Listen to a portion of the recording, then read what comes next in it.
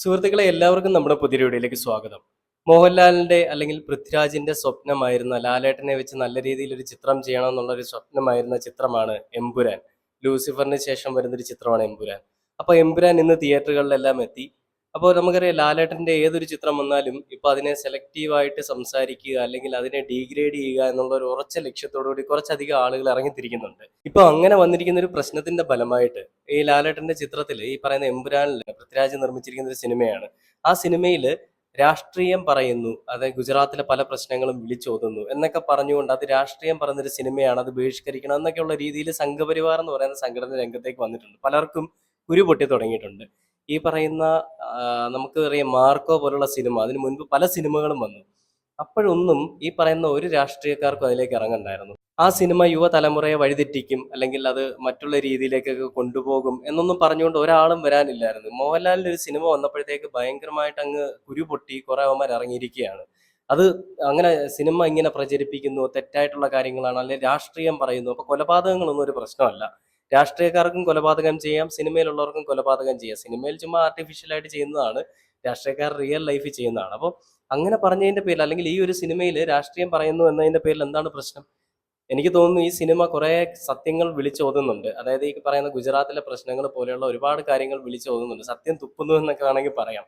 അതിനെ പേടിച്ചിട്ടായിരിക്കണം ഒരുപക്ഷെ സംഘപരിവാർ പോലെയുള്ള ഈ സംഘടനയൊക്കെ രംഗത്തേക്ക് വന്നിരിക്കുന്നത്. അപ്പൊ ഞാൻ ഇന്ന് കണ്ടത് ട്രിവാൻഡ്രത്ത് ഏരിയസ് ഫ്ലെക്സിലാന്ന് തോന്നുന്നു, ഒരു ആരാധകൻ കിടന്ന് എന്തൊക്കെയോ വെളിവില്ലാത്ത രീതിയിൽ പറയുന്നുണ്ട്.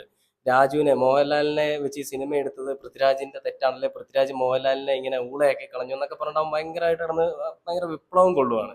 അത് കാണുന്നതിന് മുൻപ് നമുക്ക് ഈ ന്യൂസ് 18 വന്നു, അതായത് മോഹൻലാലിന്റെ ചിത്രമായിട്ടുള്ള എമ്പുരാൻ ഇപ്പോൾ ലീക്കായി, അതിന്റെ വ്യാജ പതിപ്പുകൾ എല്ലാ സൈറ്റുകളിലും ഉണ്ട്, തമിഴ്നാട്ടിലെ എല്ലാ പല സൈറ്റുകളിലും വരുന്നുണ്ട്. അതേപോലെ തന്നെ അതിൽ രാഷ്ട്രീയവൽക്കരിക്കുന്നു എന്നൊക്കെ പറഞ്ഞുകൊണ്ട് ന്യൂസ് 18 ഒരു റിപ്പോർട്ട് വന്നിട്ടുണ്ട്. അത് നമുക്ക് ആദ്യം ഒന്ന് കണ്ടു നോക്കാം.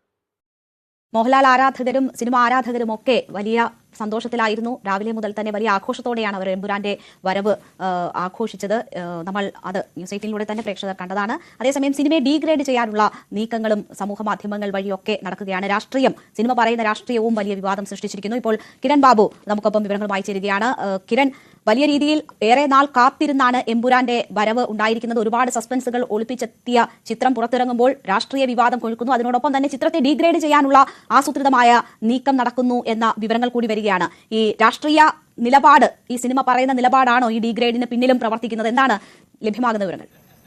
രേണുക, മലയാള സിനിമയിൽ കഴിഞ്ഞ കുറച്ചു കാലമായി ഡീഗ്രേഡിംഗ് പലതരത്തിൽ വന്നിട്ടുണ്ട്. പക്ഷേ അപ്പോഴെല്ലാം സംഘടിതമായിട്ടാണ് ഇത് ചെയ്യുന്നതെങ്കിലും മുഖമില്ലാത്ത ആളുകളോ അല്ലെങ്കിൽ വ്യാജ പേരുകളിലുള്ള ആളുകളോ ഒക്കെയാണ് ഇത്തരം കമന്റുകൾ. ഇന്നായാലും നമുക്ക് നമ്മുടെ യൂട്യൂബ് ചാനലിന്റെ താഴെയായാലും ശ്രദ്ധിച്ചാൽ അറിയാം, തുടർച്ചയായി ഒരേ ആളുകൾ അല്ലെങ്കിൽ കുറച്ച് ആളുകളാണ് തുടർച്ചയായി കമന്റുകളൊക്കെ ഇടുന്നത്. പക്ഷേ അതിനൊക്കെ അപ്പുറത്തേക്ക് ഇത് കടന്നുപോയിരിക്കുന്നു. ഈ സിനിമ ചില രാഷ്ട്രീയം കൂടി പറയുന്നുണ്ട്. ഇത് ഗുജറാത്ത് കലാപത്തെ അടക്കം ഈ സിനിമ മുഖ്യ വിഷയമാക്കുന്നുണ്ട്. അതിശക്തമായ അത്തരം ഒരു രാഷ്ട്രീയം പറയുന്നത് കൊണ്ട് തന്നെ ഈ രാഷ്ട്രീയ പാർട്ടിയെ അനുകൂലിക്കുന്ന ചിലരുടെ ഭാഗത്തു നിന്ന് കൂടി അത്തരം ചില കമന്റുകൾ അല്ലെങ്കിൽ സോഷ്യൽ മീഡിയ പ്രതികരണങ്ങൾ വന്നിരിക്കുന്നു.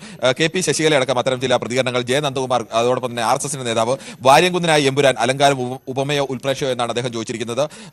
എന്തായാലും നമുക്ക് ഒരു കാര്യം ഉറപ്പിക്കാം, ഈ സിനിമ ഒരു വൻ വിജയം തന്നെയായിരിക്കും. ആ ഒരു വിജയത്തെ മുന്നിൽ കണ്ടുകൊണ്ട് കുരു പൊട്ടുന്നവന്മാരാണ് ഈ പറയുന്ന പരിപാടിയൊക്കെ ചെയ്തുകൊണ്ടിരിക്കുന്നത്. എന്തായാലും ഒരാളുടെ സ്വപ്നം അല്ലെങ്കിൽ അയാൾ ഇത്രയും വർഷമായിട്ട് കാത്തിരുന്ന ഒരു തിരിച്ചുവരവിന് വേണ്ടി ആഗ്രഹിക്കും, അതിനെ പല രീതിയിലേക്ക് വിമർശിച്ചുകൊണ്ട് അല്ലെങ്കിൽ ആ പല രീതിയിലേക്ക് ആക്കിയെടുത്തുകൊണ്ട് അയാളെ എങ്ങനെയും ക്രൂശിക്കണം അല്ലെങ്കിൽ അയാളുടെ സിനിമകൾ ഓടിക്കരുതെന്നൊക്കെയുള്ള ഒരു ഉറച്ച ബോധ്യത്തോടുകൂടി ചെയ്യുന്ന അല്ലെങ്കിൽ ഉറച്ച തീരുമാനത്തോടുകൂടി കുറച്ച് ആളുകൾ ചെയ്യുന്ന ഒരു പരിപാടിയാണിത്.